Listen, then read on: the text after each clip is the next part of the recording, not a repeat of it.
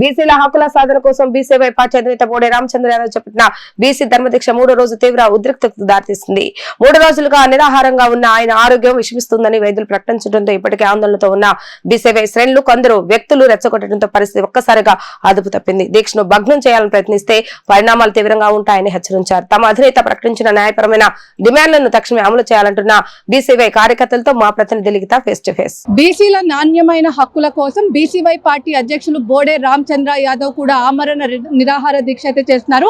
ఆయన పరిస్థితి విషమించిందని కూడా వైద్యులు చెప్తున్న పరిస్థితి. వందలాది మంది కార్యకర్తలు కూడా ఆయన బాగోగుల కోసం కూడా ఇటు బీసీవై పార్టీకి చేరుకున్న పరిస్థితి. అదేవిధంగా బీసీల సాధన కోసం ఏదైతే చట్టాలు ఉన్నాయో అవన్నీ కూడా తమ డిమాండ్లు కూడా బీసీ గర్జనలో కూడా బోడే రామచంద్ర యాదవ్ కూడా చెప్పిన పరిస్థితి. ప్రభుత్వానికి ఇచ్చిన డెడ్ లైన్ కూడా అయిపోయింది. కానీ బోడే రామచంద్ర యాదవ్ చేసిన ఆమరణ నిరాహార దీక్షకు కొంతమంది కార్యకర్తలు కూడా రాస్తా రోకో చేశారు. పోలీసులు వాళ్ళు బలవంతంగా కూడా అరెస్ట్ చేసిన పరిస్థితి. ఇక్కడ మనతో పాటు మాట్లాడటానికి కొంతమంది బీసీవై పార్టీ యూత్ నేతలు ఉన్నారు. వాళ్ళ అడిగి తెలుస్తున్నాం. సార్ చెప్పండి, తమ నాణ్యమైన డిమాండ్ల కోసం ఇటు బీసీ సాధన కోసం బోడే రామచంద్ర యాదవ్ గారు కొన్ని ఆమరణ నిరాహార దీక్ష చేశారు. కానీ పోలీసులు జులుం ప్రదర్శించి వాళ్ళని కొంతమందిని అరెస్ట్ చేశారు. ఎలా చూస్తారు? ఈ రోజు ఆంధ్రప్రదేశ్లో ఒక నియంత పరిపాలన కొనసాగుతుందని మనం స్పష్టంగా తెలియజేయచ్చు. కారణం ఏంటంటే జ్యోతిబాబులే గారి యొక్క స్ఫూర్తిని ఆధారంగా తీసుకొని ప్రభుత్వానికి ఇచ్చిన డెడ్ లైన్ పూర్తయిన తర్వాత ఏప్రిల్ 11వ తారీఖున మా నాయకుడు ఆమరణ నిరాహార దీక్షకు పిలుపునిస్తే 11వ తారీఖు మొదలు నేటి వరకు అల్లరిమూకలను పంపించి మా కార్యకర్తలను రెచ్చగొట్టి కవ్వింపు చర్యలకు పాల్పడటం, అదేవిధంగా పోలీసులు మఫ్టీల్లో వచ్చి మా సమాచారాన్ని గోప్యంగా తెలుసుకొని మేము చేయాలనుకుంటున్నటువంటి శాంతియుత పోరాటానికి భగ్నం కలిగించే విధంగా చేయాలని చూడడం, అదేవిధంగా ఈ ఆంధ్రప్రదేశ్లో భారత రాజ్యాంగం ఉందా లేదంటే రెడ్ బుక్ రాజ్యాంగం నడుస్తుందా?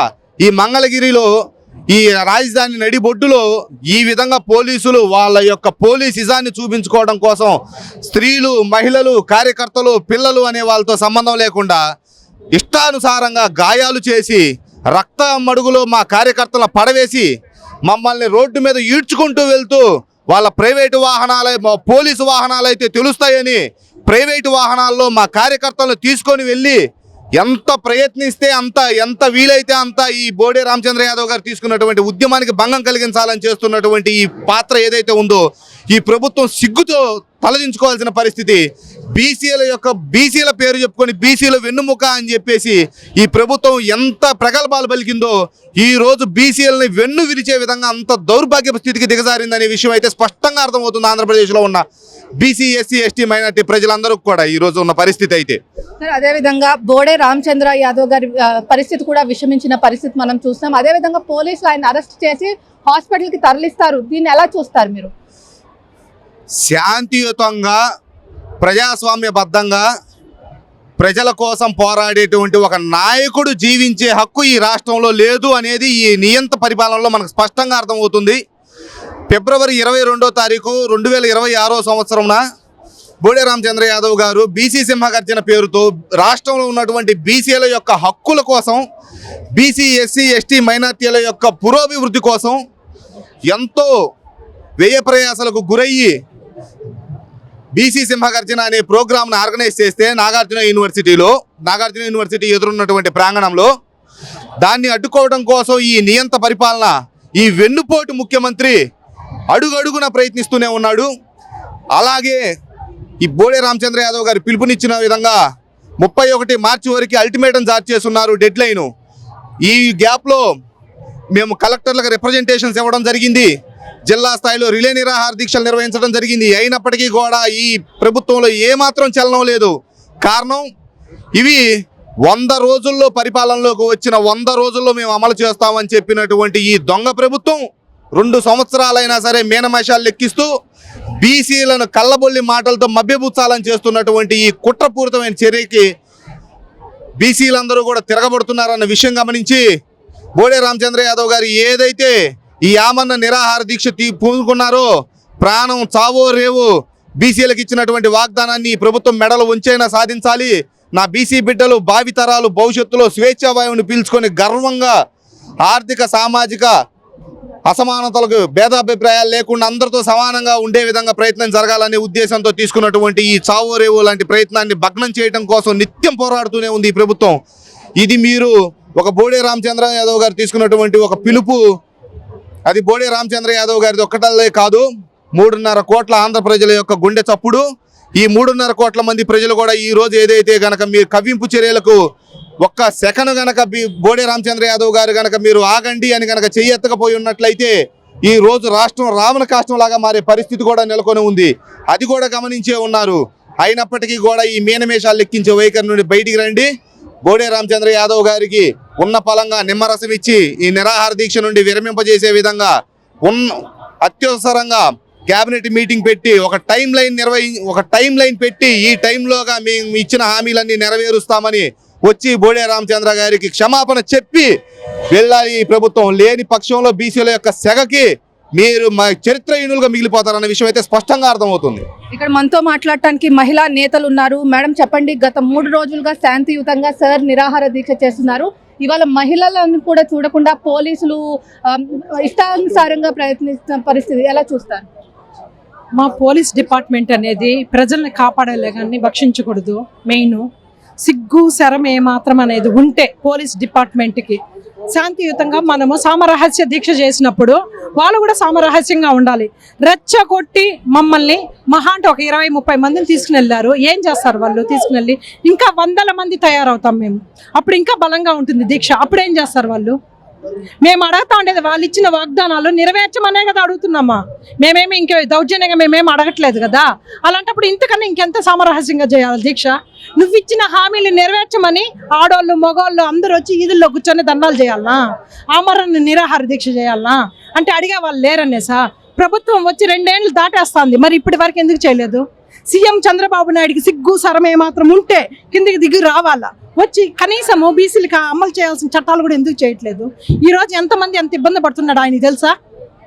ఒకసారి ఆలోచించండి. మాకు ఖచ్చితంగా 5 డిమాండ్లు అనేది నెరవేరిస్తే ఒక లెక్క, లేదంటే ఇంకా కూడా చాలా సీరియస్గా వెళ్ళిపోతుంది ఈ దీక్ష. మేడం అదేవిధంగా కొంతమంది బీసీ నాయకులు మాట్లాడుతూ బోడే రామచంద్ర యాదవ్ వెనక ఉన్నాళ్ళు బీసీలు కాదు అని చెప్పి కూడా ఒక వ్యాఖ్య చేస్తే ఎలా చూస్తారు? వాళ్ళు చెప్తారండి, ఎన్నన్నా చెప్తారు.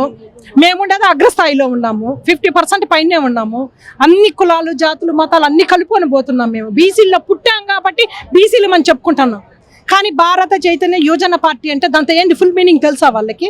ఏమన్నా బీసీల కోసం మేము పెట్టామా? బీసీల్లో పుట్టాం కాబట్టి బీసీ వాళ్ళమని చెప్పుకుంటున్నాము. ఏ జాతి మతం లేకుండా అందరినీ కలగలుపుకొని పోతున్నాం మేము. వాళ్ళు చెప్పేవాళ్ళు చెప్పారంటున్నారే, వాళ్ళకి బుర్రుండి ఆలోచించి మాట్లాడరు.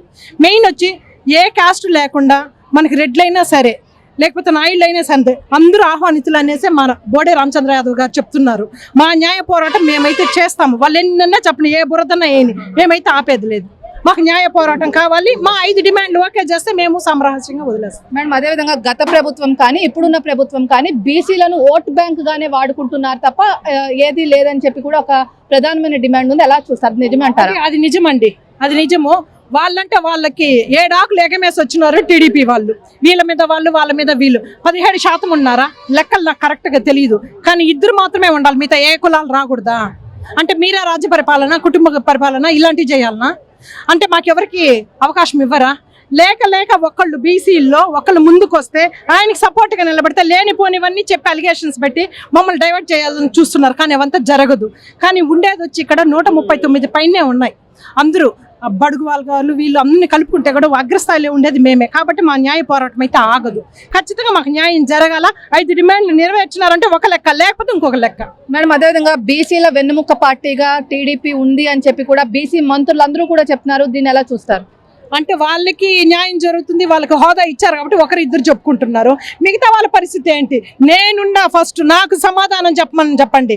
చంద్రబాబు నాయుడు గారు ఈరోజు సీఎం, అదే సీఎం వర్గంలో ఉండేవాళ్ళు, అదే నాయుళ్ళు స్థలాల్లో ఆక్యుపేషన్ చేసుకొని దౌర్జన్యంగా ఇల్లులు కట్టుతున్నారు. వీళ్ళంతా ఏమంటారు?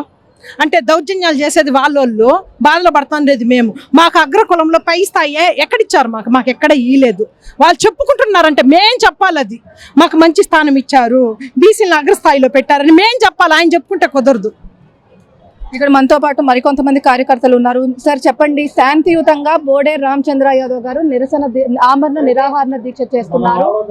ఎలా చూస్తారంటే ఇప్పుడు పోలీసులు మీరు రాస్తారోకో చేస్తే కొంతమంది కార్యకర్తలను అరెస్ట్ చేసి తీసుకెళ్లారు, మహిళలను కూడా పోలీసులు తీసుకెళ్లారని చెప్తున్నారు. ఎలా చూస్తారు? వాళ్ళు అతి ఉత్సాహంగా సమాజంలో ఉండేటువంటి వాళ్ళు కూడా బీసీలు ఉంటారు, ఎస్సీలు ఉంటారు, ఎస్టీలు ఉంటారు, పోలీస్ అధికారులు కూడా. ఒకసారి మీరు ఆలోచన చేయండి, ఈ సమాజంలో అందరి కోసం పనిచేయాలని వచ్చినటువంటి బోడే రామచంద్ర యాదవ్ యొక్క కార్యకర్తల మీద ఎలాంటి మీరు చర్య తీసుకుంటే దానికి మూల్యం చెల్లిస్తారు. 44 సంవత్సరాలుగా బీసీల పార్టీ అని చెప్పుకుంటుండే చంద్రబాబు నాయుడికి చిత్తశుద్ధి ఉందని అడుగుతుండా. ఎందుకంటే వాళ్ళ మంత్రులు, ఆ పార్టీలో ఉండేటువంటి బీసీ ఎమ్మెల్యేలు మీకు నైతిక విలువలు ఉన్నాయా? మీరు ఇంతలో ఇక్కడ ఉద్యమం జరుగుతూ ఇక్కడ ఆమరణ నిరాహార జరుగుతుంటే కనీసం మీరు చంద్రబాబు నాయుడిని ప్రశ్నించలేరా? మీరు రేపు కానొస్తే ప్రజల్లోకి తరిమి కొడతారు మన బీసీ ప్రజలని ఈ సందర్భంగా తెలియజేస్తూ, ఖచ్చితంగా మీకు చిత్తశుద్ధి లేదు. మీకు రేపు వచ్చే అధికారాల్ని మీరు పంచుకోరా? అది మీకు వర్తించదా? మీ మనవాళ్ళకి మనవరాళ్ళకి అదేవిధంగా మీ పిల్లలకి కూడా ఇది వర్తించదని అనుకుంటున్నారా? ద్రోహులారా, బీసీ ద్రోహులారా, వెంటనే చంద్రబాబు నాయుడిని మీరు ప్రశ్నించి చినిపిరాన్ని ఖాళీ చేసి బీసీ నాయకుడు బోడే రామచంద్రయ్య గారి డిమాండ్లను 5 డిమాండ్లను వెంటనే అమలుపరచడానికి మీరు పూనుకోకపోతే మిమ్మల్ని గౌరవ చేస్తాము. ఖచ్చితంగా మిమ్మల్ని పదవిచ్యుతులను కూడా చేసేదానికి రేపు ఎన్నికల్లో మిమ్మల్ని పదవిచ్యుతులు చేసేందుకు కూడా ఈ బీసీ సిద్ధంగా ఉండాలని ఈ సందర్భంగా తెలియజేస్తారు. మొత్తం మీద చూసుకున్నట్లయితే బోడే రామచంద్ర యాదవ్ ఏదైతే పిలిపించిన 5 డిమాండ్లను తక్షణమే అమలు చేయాలని చెప్పి ఏదైతే శాంతియుతంగా తాము నిరసన వ్యక్తం చేస్తున్నామో దాన్ని పోలీసులు జులుంతో కూడా అణిచివేసే ప్రయత్నం కూడా చేస్తున్నారు. ఖచ్చితంగా రాష్ట్ర ప్రభుత్వం అర్జెంటుగా కేబినెట్ మీటింగ్ పెట్టి బీసీ సంరక్షణపై ఒక చట్టం తీసుకురావాలని చెప్పి ఏదైతే బీసీవై పార్టీ అధినేత బోడే రామచంద్ర యాదవ్ చేసిన మొత్తం ఇచ్చిన డిమాండ్లు అన్నీ కూడా నెరవేర్చే వరకు కూడా తమ దీక్ష కొనసాగుతూనే ఉంటుందని చెప్పి కూడా ఇక్కడ నేతలు చెప్తున్న పరిస్థితి. ఇది ఇక్కడ ఉన్న పరిస్థితి. వీడియో జర్నలిస్ట్ అఖిల్తో లిఖిత, వీడియో న్యూస్, మంగళగిరి నుంచి.